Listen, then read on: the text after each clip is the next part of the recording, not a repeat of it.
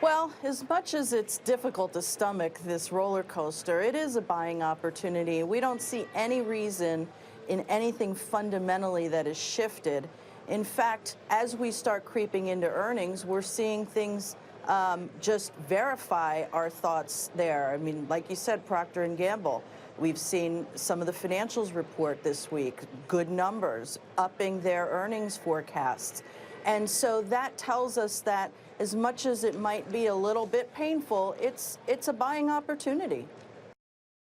So, Cassandra, you cited better earnings as a reason you're still positive on this market, on the fundamentals. But are you getting what you need to hear out of the outlooks and the guidance? Because even P&G today, which was so strong, best quarterly sales growth in years, was cautious when it came to the outlook on the strong dollar and rising commodity costs and geopolitical concerns. I mean, there's a lot out there, not to mention tariffs that CEOs are worried about. I mean, yeah, and rightfully so. Again, they are, an international company with all kinds of FX exposure and global turmoil, et cetera.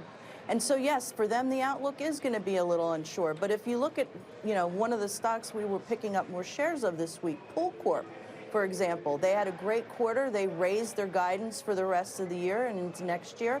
Because what do they make? Pool equipment in a good economy where consumers are healthy and they want to spend money on their house. They're building pools. And so why not buy the best in class, which is Pool Corp, which is the largest in the world of distributors of pool equipment.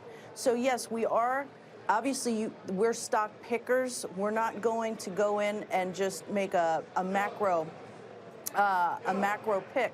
We really look fundamentally at what the underlying stories are. And I would say, as far as tech goes, I'm unwilling to paint all tech with the same broad brushstroke that it's a shift out of technology. I think some of the underlying stocks are sick. I think if you look at Google and Facebook, I have real reasons not to own them because the Congress is going to be all over them.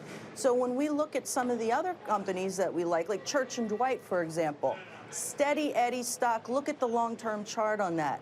Consumer staples, they own all kinds of brands that you and I probably know.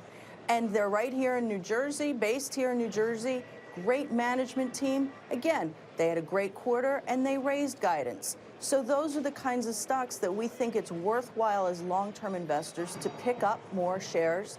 And we will continue to buy more on pullbacks. Yeah, pullbacks are stinky, and it will take time for things to level out and see volatility go lower.